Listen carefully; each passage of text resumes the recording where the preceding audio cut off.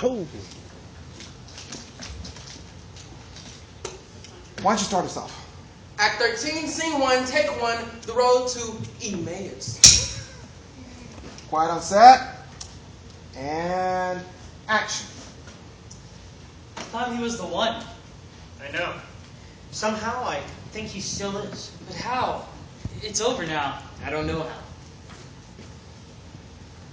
Hi. Mind if I talk with y'all and walk with y'all? Not at all. My name is Cleopas, and this is Anthony. Cleopas and Anthony. Sounds sort of like Cleopatra and Anthony. Yeah, we get that a lot. I noticed as I came up that you two seem to be sad. What's wrong? Is it possible that you haven't heard? Heard what? About Jesus, of course. You must be the only person in this entire area who hasn't heard the story. Jesus is the prophet from up north in the Galilee area. Jesus. So what's the story? We thought he was the one. The Messiah. The Christ. The coming King. But then last Sunday we thought the time had finally come. He rode into Jerusalem just like the prophet Zechariah said the king would. everybody worshipped him as king. At least on that day. So far, it all sounds good. You haven't told me anything sad yet. Then the priest got involved.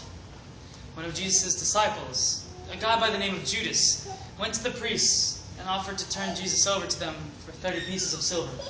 On the evening of the Passover, Jesus had a private meal with his closest disciples. He did something with wine and bread and washing feet or something like that.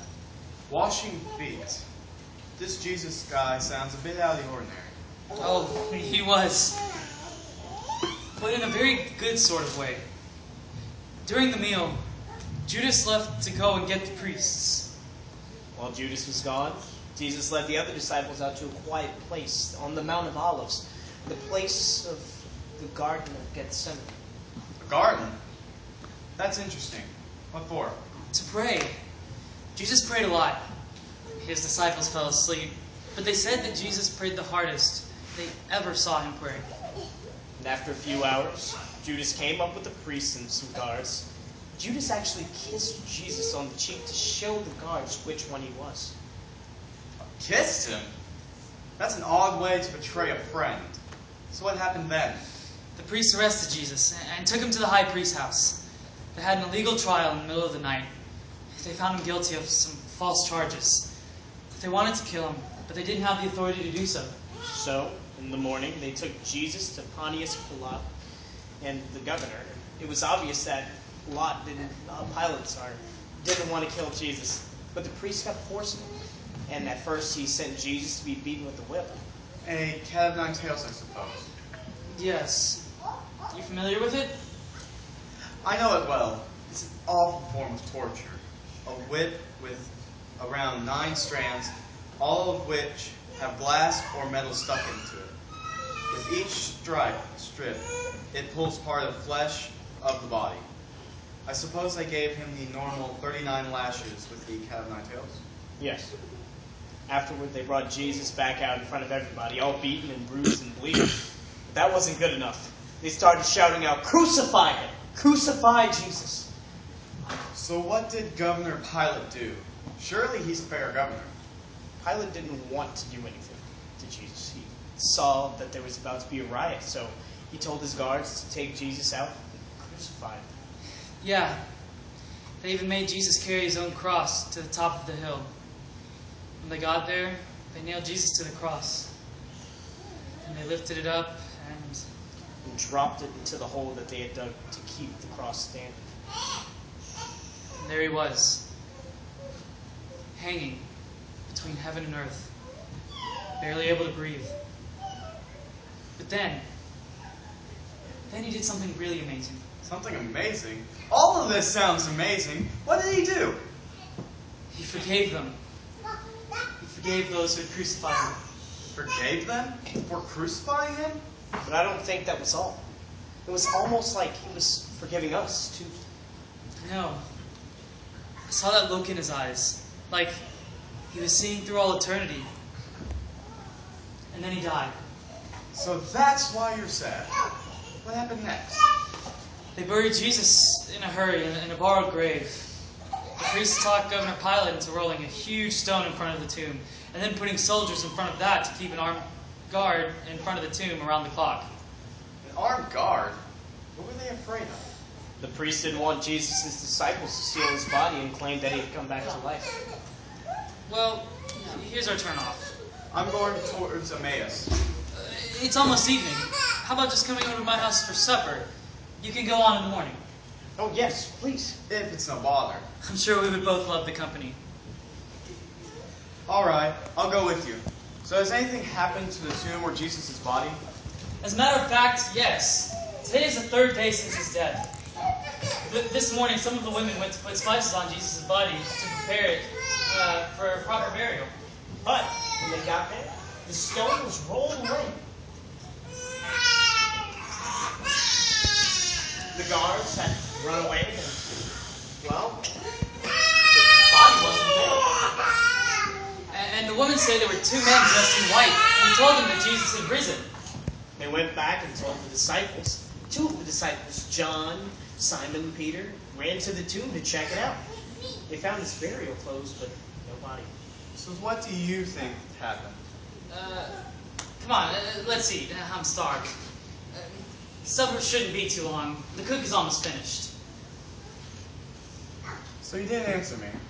What do you think happened to Jesus' body? That's just it. I don't know. I don't know either. But I really thought Jesus was the one. I thought he was the Messiah, the Christ. Now, I just don't know. Have you considered that Isaiah the prophet said that the Messiah would be beaten for healing, our healing, and would be punished and tortured and killed for our sins? He did? Yes, and Daniel gave the specific day that the Messiah King would ride into Jerusalem. That day was last Sunday. It was. And King David, writing as a prophet in the book of Psalms, described to the exact detail everything about the crucifixion from Jesus Christ 600 years before crucifixion was ever invented. He did? Don't you see that this was all a part of God's perfect plan? The plan first announced in the Garden of Eden, to restore man to God. The plan to provide sinful men with a way to God. A way to be born again from death into life. To be able to live with God forever. The plan. So what do you say happened to Jesus? That's for you to decide. Ah, the meal's ready. Would you please honor us by blessing and breaking the bread for us? It would be my pleasure. Blessed are you, Lord God of the universe, who has blessed us with the bread of life, that we may live eternally in your kingdom. At this moment, everybody froze. Well, everybody except the stranger, that is. And in a split second, the stranger disappeared right in front of their very eyes. Cleopas and Antony were then able to move again. He's gone. He disappeared. Jesus! He's alive! He really is. I thought I felt something when he joined us. But why didn't we know who he was? I don't know. Maybe God closed our eyes to that until he wanted us to see. Quick, let's go back into town and tell the disciples. Yeah, let's go. Last one to Jerusalem's a rotten egg. And so, Cleopas and Antony ran all the way back to Jerusalem, a 7-mile journey. Antony had a thief came back, and Cleopas turned into a rotten egg. This is very unfortunate, as he later took a bad fall from the wall, and all the king's horses and all the king's men couldn't put Cleopas together again. But Jesus was alive. It was all part of the plan. The arrest, the trial, the beating, the crucifixion. It wasn't an accident. It was what God had planned since before he even created the earth. Since before Adam and Eve ever sinned. Well, after that, Jesus showed himself to many of his disciples, more than just the 12, for the next 40 days. All right, cut. Y'all did great. For this next piece of a scene, I need everybody to help me. All right? Can y'all all all be in this scene? Yeah. Think you can do that? Double, It's a tough part.